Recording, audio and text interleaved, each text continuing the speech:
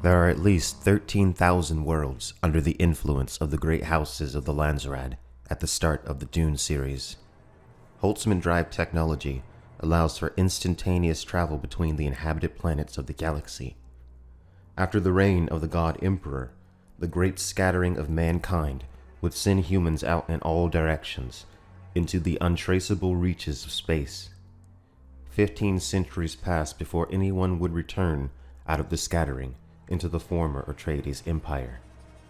Over the 5,000 years of the original Dune Saga, human beings continued to diversify. Some groups isolated themselves to the point where they were almost inhuman, but not quite. But even with humankind's exploration of deep space, there appears to be no concrete evidence of intelligent alien life. The Dune Encyclopedia mentions the legend of the Starsearcher. This was during the time before the Guild. The legend was spoken of on many worlds, including Arrakis, Ecaz, Geidi Prime, and Ecaz. The legend speaks of the Starsearcher, a Class 3 starship that continued to take on grander proportions until becoming a Class 9 starship. According to the legend, in the year 480 BG, the crew set off on a long journey towards the Niushe star system. Partway through their journey, they came across an abandoned cargo vessel floating in space. Upon returning from examining the empty ship, they resumed their journey. 2 weeks later, the entire crew was stricken by what must have been an anticytologic microspore. The manifestations were high fever, sweating, dizziness, and dementia magnum. In a word, the crew went mad. They experienced the rarest form of psychosis, group paranoia. In a matter of 3 weeks, they became convinced that all civilization had been destroyed by an invasion force of hideous aliens who attacked with unstoppable weapons from invisible starships. They radioed this information to all receivers using the widest spectrum of emergency bands. The crew supposedly went insane. They had been fully convinced that they and the rest of humanity were under attack by an unseen enemy. The crew made the decision to fly into space in search of these unseen alien attackers until they eventually ran out of stores. The Ampoliros was never found. It is said to still be searching the stars, ever ready to attack, the time dilation effect of near light speed travel making the crew almost immortal. The people of the Dune universe seem to have at least considered the idea of alien life. According to the Great Convention, the universal truce of mankind held in place by the alliance of the royal house, the Guild, and the Landraad, the use of atomic weapons is preserved for only non-human threats. The use of atomics against humans was grounds for immediate planetary obliteration. So it seems that the threat of alien conflict was at least somewhat thought of. The Dune Encyclopedia also mentions that sometime after the death of the God Emperor, the Crompton ruins were discovered. The Guild ship Thorondoli, captained by Levis Crompton, explored on the farthest borders of inhabited space. They were investigating a G-type star called Sutterer 4041 and its surrounding planets. The fourth planet, which would eventually be named Crompton, was within the star's ecosphere. Upon investigating, they discovered that the world was indeed habitable. After days of probing the world, they discovered something which appeared to be an artificial structure almost a kilometer across. The structure was placed on the central continent of the world, at the shore of its largest lake. Acting under long-standing regulations governing possible alien contact, the captain, Riola Sinshek, directed the satellite to closer and continuous reconnaissance, while she ordered the ground crews to return to the ship. The new photos revealed that the structure was considerably damaged, with no sign of activity of any kind in the area. The ground team was eventually sent to investigate the structure but found no signs of intelligent life anywhere on the surface of the world. The Guild was fully convinced that no human being had ever set foot on the planet. They, who held a monopoly on space travel, were in the position to know, and their records held no evidence that the world had ever been visited by humankind. News would eventually get out of this discovery, and the Guild was determined to know the origins of these strange ruins. The second visit to the world was of an enormous scale compared to the first. The second expedition of 14702, consisting of 5 highliners carrying a host of personnel and a mass of equipment, returned to Crumpton, while the news of alien contact spread through the inhabited worlds. Teams of archaeologists, architects, xenobiologists, and the like combed every centimeter of the structure and performed the most intensive survey of an uninhabited planet ever undertaken. They discovered that the ruins were between 3,000 and 5,000 years old. Further investigation of the solar system yielded no clues as to where these mysterious structures originated. The consensus was, in fact, that intelligent alien life had been responsible for the Crumpton ruins. The ruins were considered solid evidence of the existence of intelligent, non-human life forms.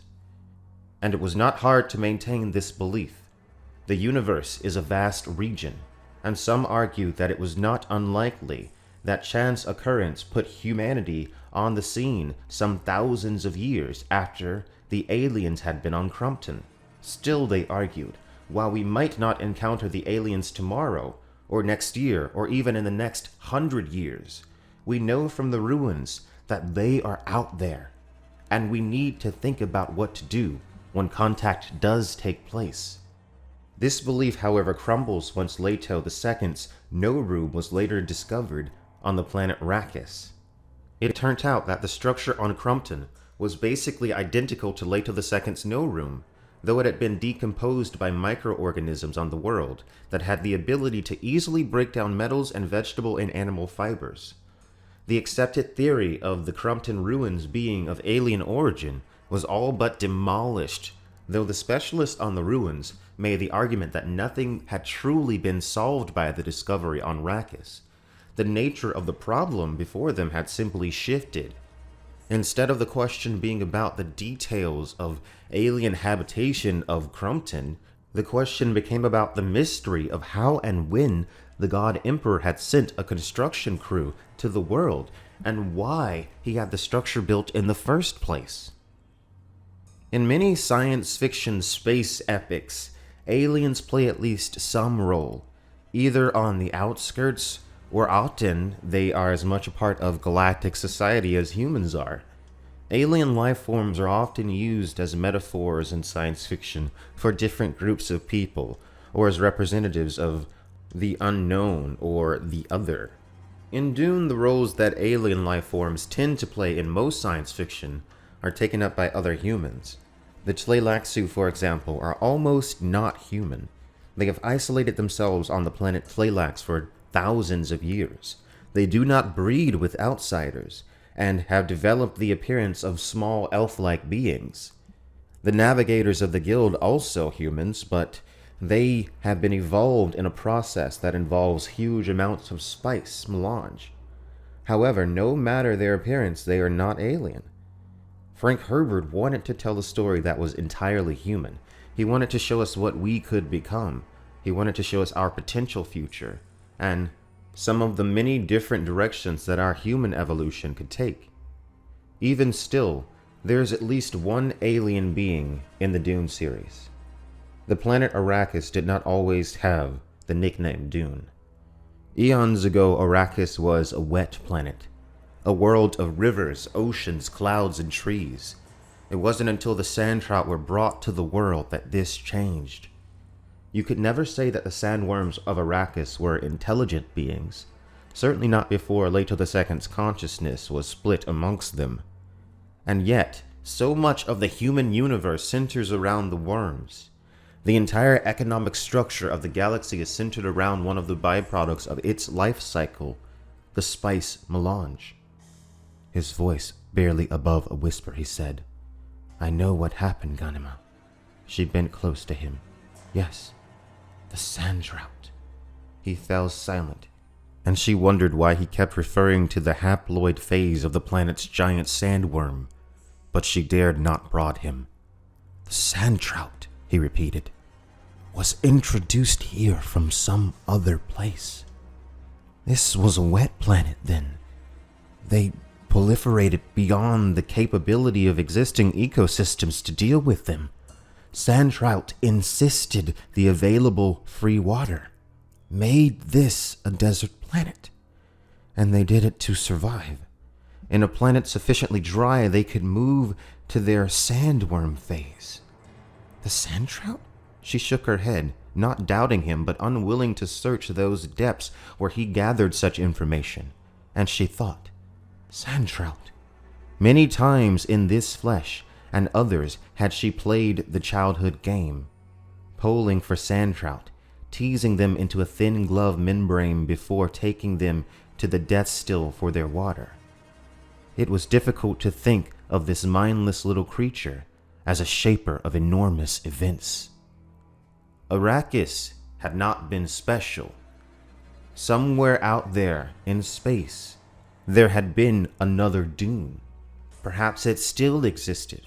Whether or not the worms had been brought to Arrakis by accident or on purpose is unknown.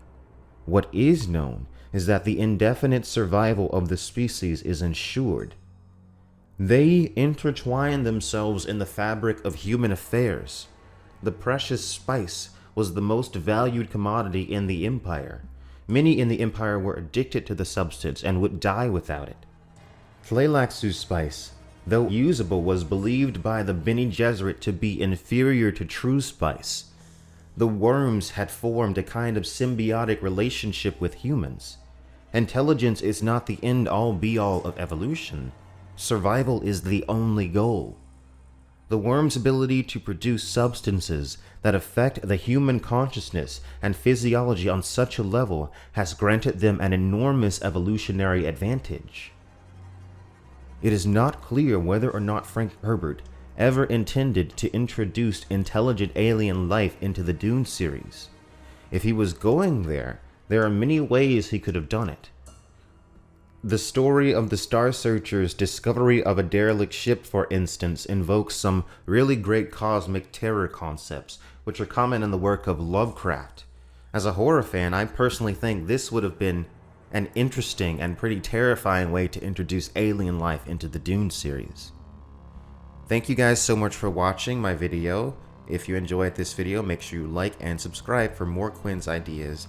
And also, if you would like, follow me on Twitter, and you can also support this channel by clicking the Patreon link or making a one-time donation through PayPal, also link in the description. Peace.